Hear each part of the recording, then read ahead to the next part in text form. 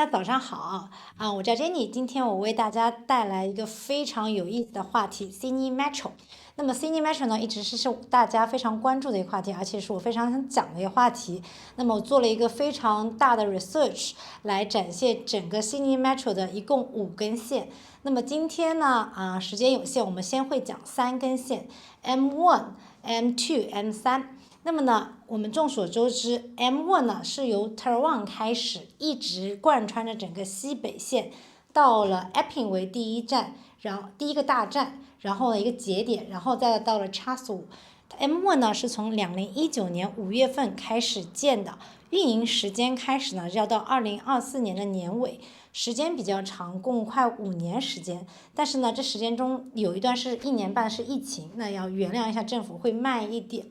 那从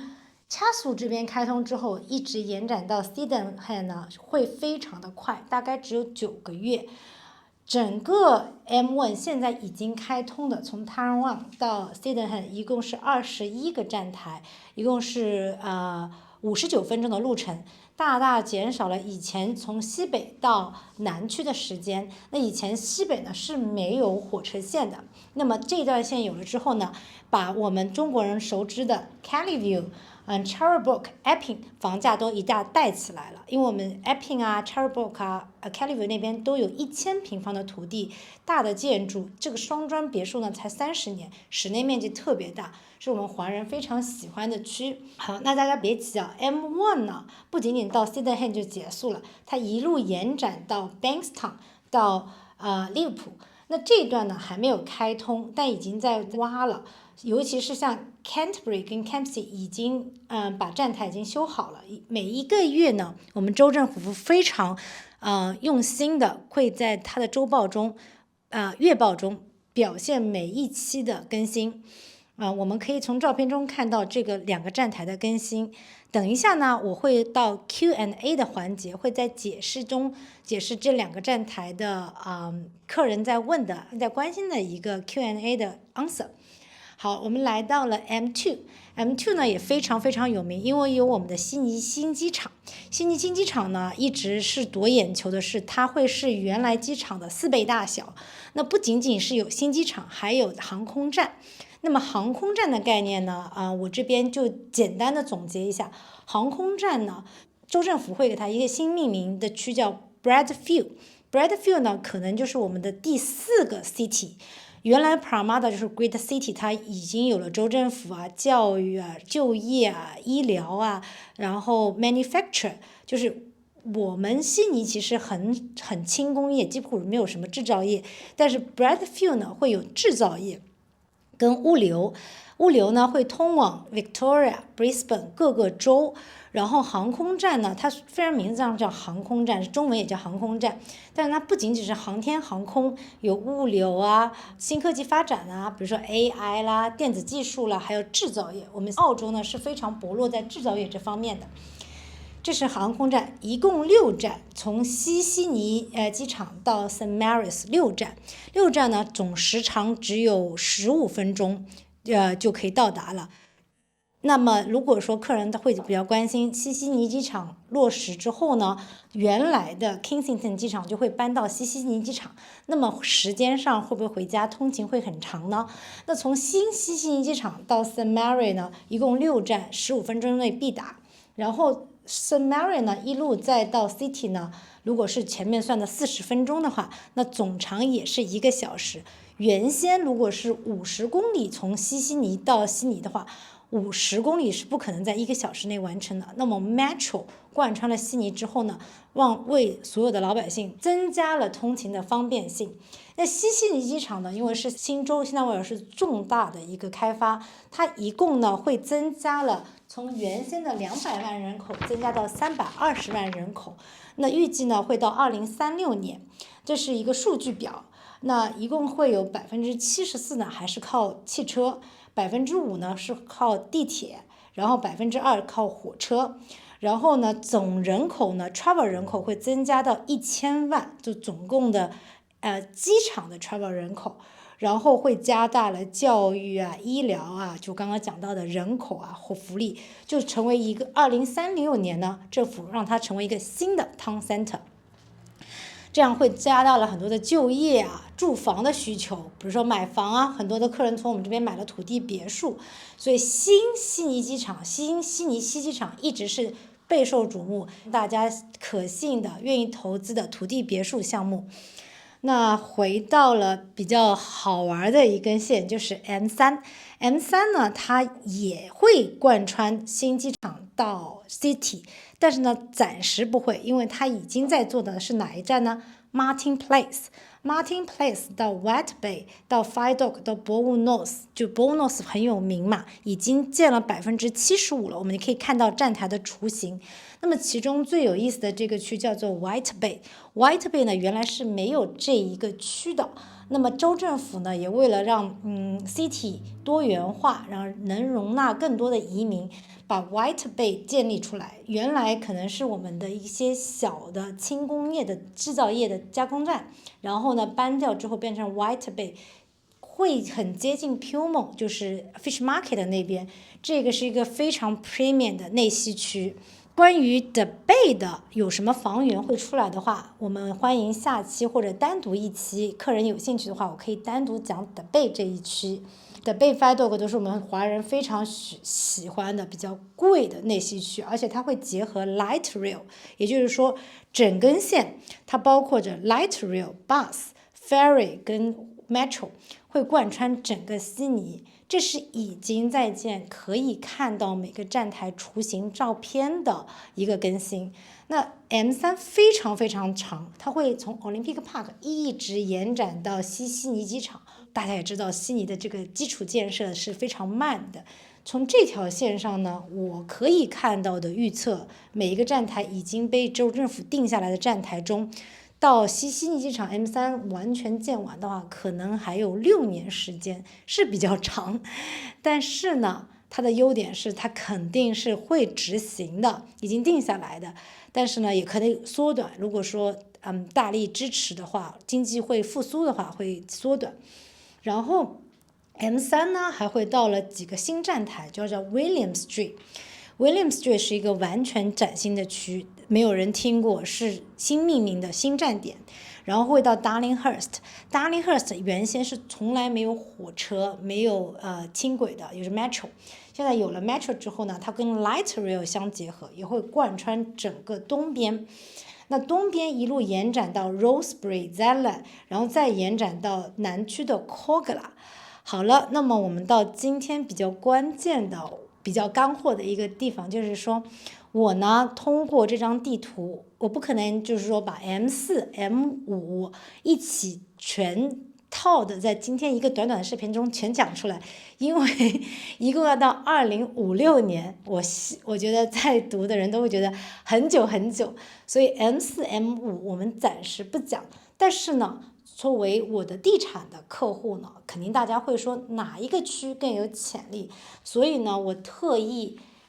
以我的基础经验，我的房产经验，为大家总结了几个区是非常非常有可能潜在升值的。比如说 Deutsche Hill， 那么华人在 Deutsche Hill 呢是不太了解的。Deutsche Hill 呢会交接于 Light Rail 跟 Metro， 还有我分析了南北中南西东5个不同的方向，有多个站台的。先举一个例子，比较熟悉的 Kogarah， 它会有比较得力，它会有3个交接口，会有 M3、M4 跟 T4 线，那么它就有3个交接口。这有什么好处呢？就是说将来因为在悉尼可承担性会越来越难，所以很多年轻人买不起房子，政府也补贴啊，父母也补贴。那么还有很多租房的人，他需要在 Metro 周边，他既乘即走，非常非常的快，所以呢会选择停留在3个交接处的区。也就是说，如果 Kogarah 想到新机场或者到 Epping， 任何一个地图线上也会在50分钟、40分钟的通勤内会到达，而且整个通勤时间呢是由Metro 所有的通勤时间呢是有 WiFi cover 的，这对所有需要手机、需要网络上班的人，或者是even老人现在都需要有 WiFi cover 的。那北边我们来说很贵的北边得力的新站叫 Victoria Cross。它有了1号线已经开通了，而且非常非常漂亮。还有 M4 呢全部都是东边线，就是 DY 非常有名的演员都会去 DY 好区东边线演艺圈。东边线呢会时间长一点，是 M4 会在2036年可能到2046年之间会去建，所以政府只是给了一个预测时间，还没有定下来。然后中南就是我们站中最内西的地方 Campsie 呢会有 M1 跟 M4 两根线的伏笔。那 Q&A 环节中呢，我会讲原来的火车会被 Metro 给代替。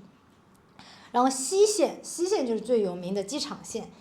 就是非常大的一个战线了，有 M1、M3、T6 跟 T5，等于有4根线可以贯穿整个悉尼，所以政府真的花了很多钱。机场的这个站台是有9.6米高，然后10米宽，它是 Gadigal， 因为 Gadigal 已经开始了嘛，就汤浩那站 Gadigal 的2倍高度，它可以让很多的国际游客可以拉行李箱，而且它的车班次也会比较多，即行即得嘛，就即行即走。然后再下一个地方就是东边呢，一般东区比较不喜欢公共交通，因为他喜欢人少。但是呢，政府还是要大力发展东区的 affordability。那如果东区的年轻人并不想搬家的话，他还想留在东边的话 ，Darlinghurst 是一个很好的选择。它结合了 M3、M4 跟 Light Rail。那这里还有一个干货呢，就是我自己的个人经验啊。那么举例说，2004年到2024年，上海一个举例啊，上海由4根线涨到了20根地铁线。涨了这20根地铁线之后呢，我们上海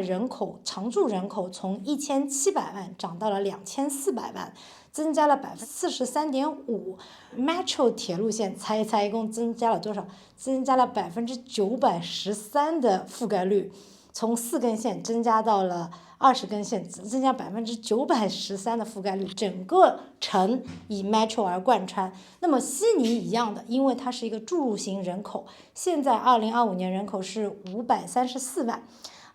每一年增加6.4万的人口，也是移民人口，年轻人。而且悉尼没有这么老龄化的原因，就是每个国家移民人口最多的是英国、印度、中国，不是我们中国第一哦，英国、美国是第一的。因为我有很多的租客，他是从英国来的，人口每年增加6.4万，所以要分布在各个不同的区，各个不同区有各个不同的 community， 所以政府真的花了很大的力气。我想说的是，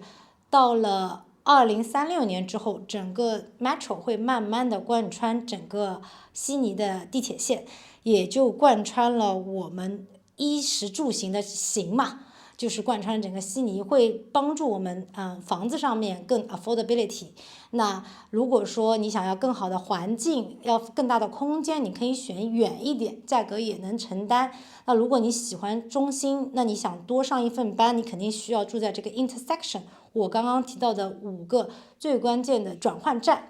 ，2个 Metro 以上的转换站。最后我想讲的就是 Q&A， 我的客人们给我提了几个小问题，看看大家能不能想了解比较浅显、比较好玩的问题。比如说 Metro 上可不可以吃东西啦？跟火车一样 ，Metro 上是不可以吃东西的。可以不带行李箱呢？当然，因为都是留了专门这样行李箱的空间，而且是可以放那个残疾人的专属车位。Metro 也是会更大的，尤其是机场线呢，会有更大的空间放行李箱。整个 Metro 的衔接都是由WiFi cover 的，有 camera 有无死角的 camera， 24小时 cover， 然后安全性更高。还有一点就是说，所有的无障碍的电梯都会比原先的多，方便残疾人，然后还可以带导盲犬。还有个 Q&A 问题，就是说很有意思的问题，就是我的朋友问我，现在的火车线不是有点浪费吗？那么火车线会不会被 Metro 线代替？我们这里找了几张非常漂亮的图片给大家看。像如果你要挖在地下的，我们都知道肯定有 side cost， 有大石头嘛，它需要钻头机去把它转开。那么这些站一定是重新开的，像 Victoria Cross、William Street。